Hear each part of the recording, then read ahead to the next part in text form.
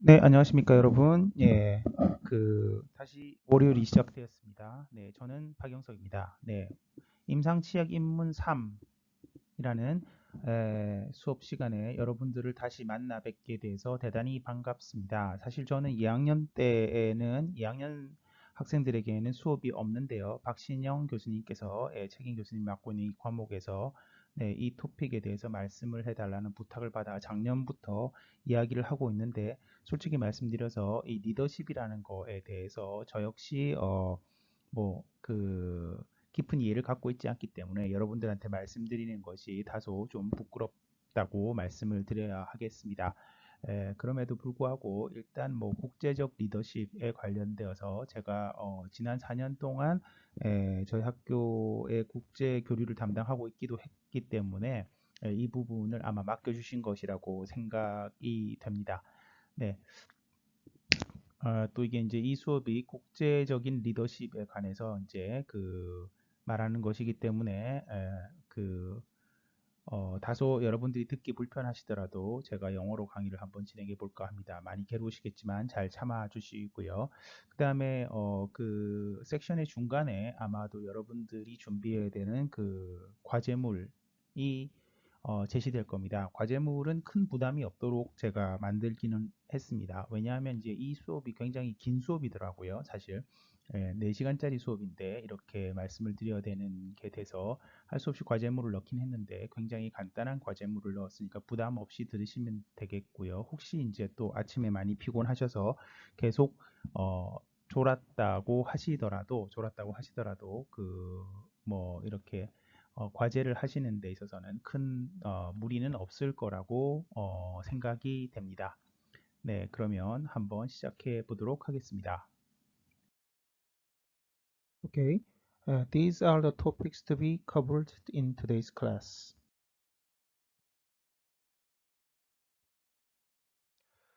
In the first section, we will cover the definition and features of the word the leadership. The first section of today's class starts with some famous quotes about leadership. Quote 1. I'm not afraid of an army of lions led by a sheep, but I'm afraid of an army of sheep led by a lion. This quote was made by the Alexander the Great long, long ago, but is widely used when explaining the importance of leadership. Quote 2. Leadership is the art of getting someone else to do something you want done because he wants to do it. Uh, this quote is made by the Dwight D. Eisenhower. And the next one, the quote 3. No man will make a great leader who wants to do it all himself or get all the credit for doing it. Andrew Carnegie.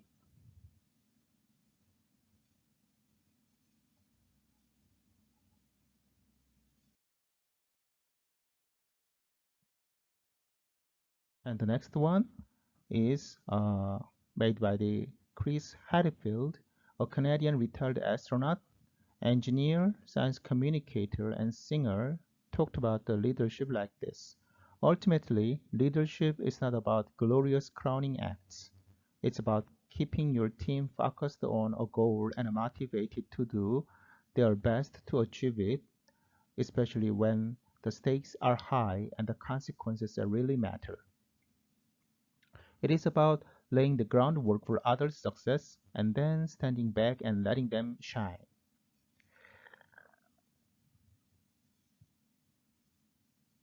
His description is quite close to the contemporary definition of leadership. Okay, now move on to the leadership definition. Although there are various definitions of leadership, I will introduce only two among them since we are not in an MBA class. Leadership is both a research area and a practical skill encompassing the ability of an individual, group, or organization to lead, influence, or guide other individuals, teams, or entire organizations. Specialist literature debates various viewpoints, contrasting Eastern and Western approaches to leadership, and also within the West, North American versus European approaches. Others have challenged the more traditional managerial view of leadership, which believes that it is something possessed or owned by one individual due to their role or authority, and instead advocate the complex nature of leadership, which is found at all levels of the institution, both within the former roles. Studies of leadership have produced theories involving traits, situational actions, functions, behavior, power, vision, value, charisma, and intelligence, among others. The leadership can be defined as a process of social influence in which a person can enlist the aid and support of others in the accomplishment of common tasks.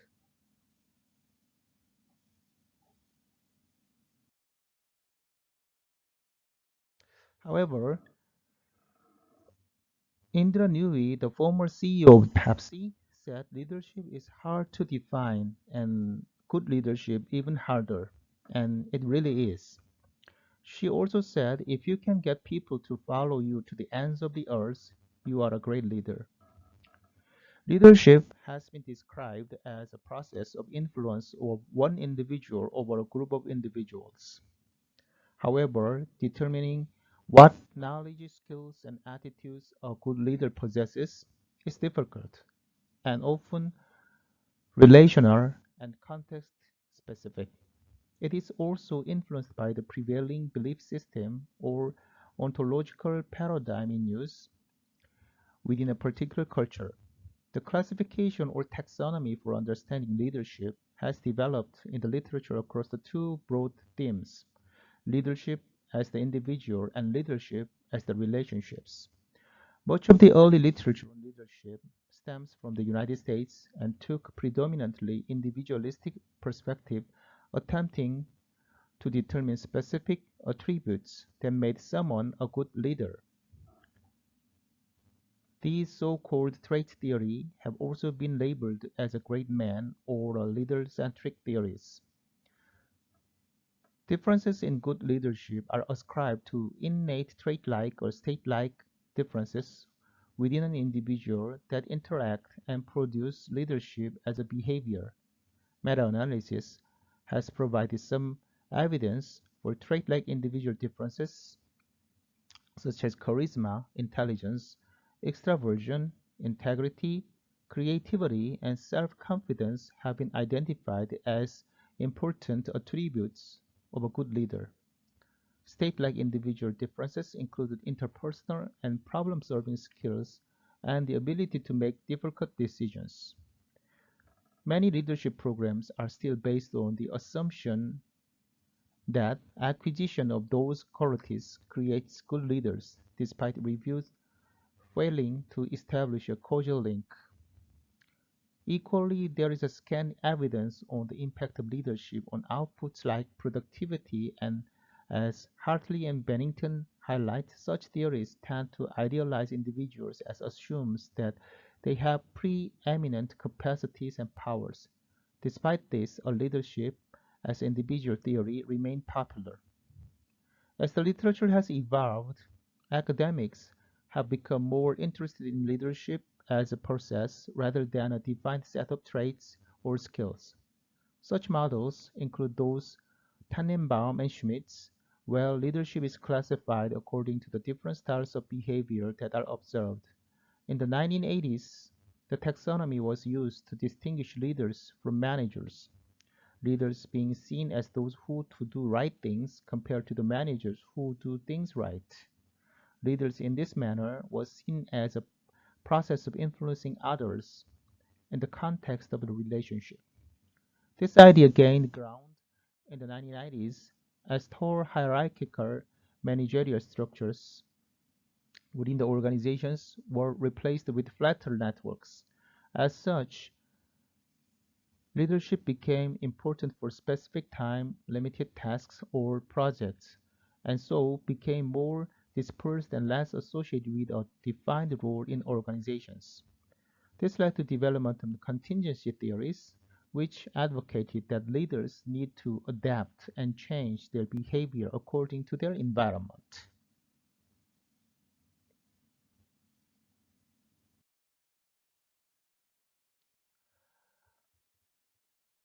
Now you can see the leadership emergence. Many personality characteristics were found to be reliably associated with leadership emergence. The list includes, but is not limited to, assertiveness, authenticity, big five personality factors, birth order, character strengths, dominance, emotional intelligence, gender identity, intelligence, narcissism, self-efficacy for leadership, self-monitoring, and social motivation. Leadership emergence is the idea that people born with specific characteristics become leaders, and those without these characteristics do not become leaders. People like Mahatma Gandhi, Abraham Lincoln, and Nelson Mandela all share traits that average person does not. This includes people who choose to participate in leadership roles as opposed to those who do not. Research indicated that up to 30% of leader emergence has a genetic basis. There is no current research indicating that there is a leadership gene. Instead, we inherit certain traits that might influence our decision to seek leadership. Both anecdotal and empirical evidence support a stable relationship between specific traits and leadership behavior. Using a large international sample, research found that there are three factors that motivate leaders: affective identity, in other words, enjoyment of leading; non-calculative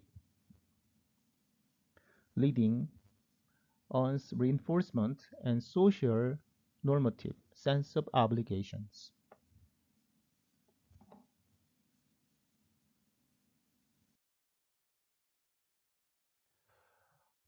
In the next slide, we can see the several leadership style. A leadership style is a leader's style of providing direction, implementing plans, and motivating people.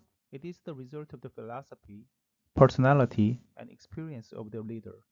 Rhetoric specialists have also developed models for understanding leadership. Different situations call for different leadership style. In an emergency, when there is a little time to converge on an agreement and where a designated authority has a significantly more experience or expertise than the rest of the team, an autocratic leadership style may be the most effective. However, in a highly motivated and aligned team with a homogeneous level of the expertise, a more democratic or laissez-faire style may be more effective. The style adopted should be the one that most effectively achieves the objectives of the group while balancing the interests of individual members. A field in which leadership style has gained strong attention is that of military science, recently expressing a holistic and integrated view of leadership, including how a leader's physical presence determines how others perceive their leader. The factors of physical presence are military bearing, physical fitness, confidence, and resilience. The leader's intellectual capacity helps to conceptualize solutions and acquire knowledges to do the job. A leader's conceptual ability apply agility, judgment, innovation, interpersonal tact, and domain knowledge. Domain knowledge for leaders encompasses tactical and technical knowledges as well as the cultural and geopolitical awareness. Let's look into the autocratic and authoritarian style. Under the autocratic Under the autocratic leadership style, all decision-making powers are centralized in the leader, as with dictators. Autocratic leaders do not ask or entertain any suggestions or initiative from subordinates. The autocratic management has been successful as it provides strong motivation to the manager. It permits quick decision-making as only one person decides for the whole group and keep each decision to him or herself until he or she feels it need to be shared with the rest of the group. The second one, participative or democratic. The democratic leadership style consists of the leader sharing the decision-making ability with the group members by promoting the interests of the group members and by practicing social equality. This has also been called the shared leadership. Laissez-faire or free-rein leadership. In laissez-faire or free-rein leadership, decision-making is passed on to the subordinates.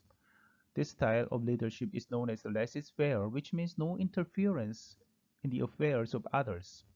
The phrase laissez-faire is French and literally means let them do. The subordinates are given complete right and power to make decisions to establish goals and work out problems or hurdles. The followers are given a high degree of independence and freedom to formulate their own objectives and way to achieve them. The next one, the task-oriented and relationship-oriented. Task-oriented leadership is a style in which the leader is focused on the tasks that need to be performed in order to meet a certain production goal. Task-oriented leaders are generally more concerned with producing a step-by-step solution for a given problem or goal, strictly making sure these deadlines are met, result and reaching target outcomes.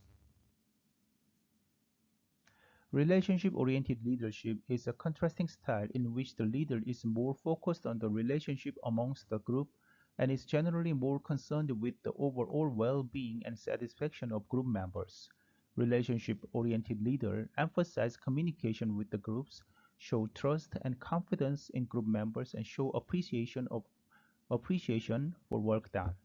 Task-oriented leaders are typically less concerned with the idea of the catering to group members and more concerned with acquiring a certain solution to meet the production goal. For this reason, they typically are able to make sure that deadlines are met, yet their group members' well-being may suffer. These leaders have absolute focus on the goal and the task cut out for each members. Relationship-oriented leaders are focused on developing the team and the relationship in it. The positive to having this kind of environment are that team members are more motivated and have support. However, the emphasis on relationship as opposed to getting a job done might make productivity suffer. The next one, the paternalism. Paternalism leadership styles often reflect a father figure mindset.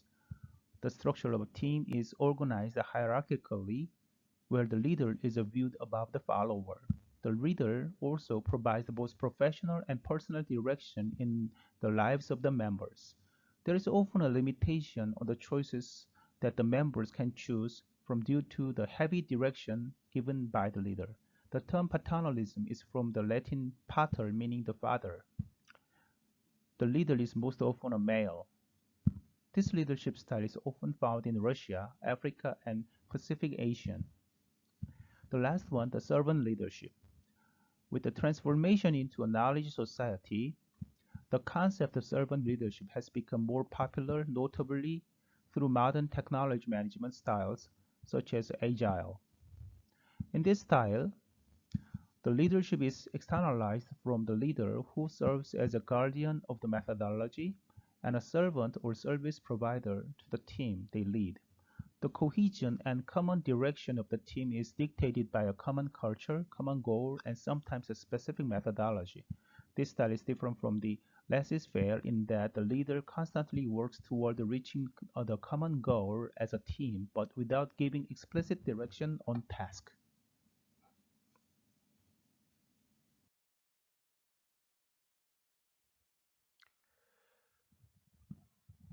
Okay, before concluding this section, let's take a moment to look into an associate term, the management. In fact, the leadership and management are often considered to have overlapping functions. While this can be true, these two terms have different meanings, and they shouldn't be used interchangeably. So there are many articles that often compare leadership to management. Let's see one example. First, when it comes to setting and executing a company's mission and vision, managers and leaders have different roles. Leaders are visionaries. Most of them have a clear vision of where they want their organizations to be in the future. However, they themselves are not the only ones responsible for making that visions come true. According to a survey, 71% of employees believe that their leaders do not spend enough time communicating goals and plans, and 4 out of 5 employees want to hear more frequently from their boss about how their company is doing. Second, while a managerial culture emphasizes the rationality and control, leaders are more about looking for opportunities for improvement on the organization level. They do so by coming up with new ideas and driving the shift to a forward-thinking mindset. In other words, managers always look for answers to how and when, while leaders look for answers to what and why. Interestingly, only 40% of frontline managers understand why organizational change is happening, a survey said. Number three, while leaders have a great power to inspire people, managers are responsible for driving their continuous success and positive work experience throughout employees' entire career journey. Number four, one of the main differences between leaders and managers is that leaders are more future focused, while managers are more focused on the present. The last one, when it comes to the organization culture, the difference between leadership and management is that leaders define and shape the culture, while the managers lead their employees to live up to that culture. In this difference, culture is a system of value, beliefs, and behaviors that shape and determine how an organization operates and how the work gets done. When organizational culture is aligned to overall business strategy, employee and other stakeholders act and behave in a way that support and enable the achievement of business goals. You might have learned from this slide that proper communication is one of the main prerequisites for successful leadership and management.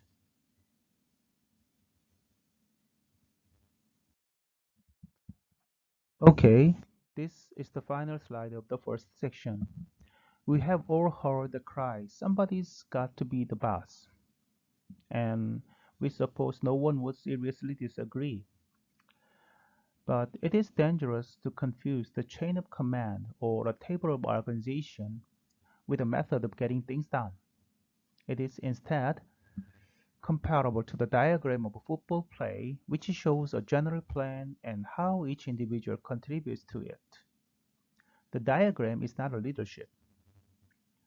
By itself, it has no bearing one way or another on how well executed the play will be. Yet that very question of effective execution is the problem of leadership. Rewards and threats may help each player to carry out his assignment, but in the long run, if success is to be continuing, and if the morale is to survive, each player must not only fully understand his part and its relation to the group effort, but also he must also want to carry it out. The problem of every leader is to create these wants and to find ways to channel existing ones into effective cooperation. In the last result, an executive must use his skills and his human insight, as does an orchestra leader, to capture individual satisfaction in the common enterprise and to create a fulfillment that holds the subordinate to his parts. No collection of cute tricks of enticement or showmanship can do that for him. Leadership, despite what we sometimes think, consists of a lot more than just understanding people, or being nice to people, or not pushing other people around. Democracy is sometimes thought to be imply no division of authority, or to imply that everyone can be his own boss. Of course, that is nonsense, especially in business. But business leadership can be democratic in the sense of providing the maximum opportunity for growth to each worker without creating anarchy. In fact, the orderly arrangement of function and the accurate perception of leader's role in that arrangement must always precede the development of his ability to the maximum. A leader's job is to provide that recognition of roles and functions within the group that will permit each member to satisfy and fulfill some major motive or interest. In closing, let's take a look at a quote from the Google CEO we know well, Sundar Pichai. Leadership is learning to let go and really empowering people at all levels of organization and trusting them to doing the right thing.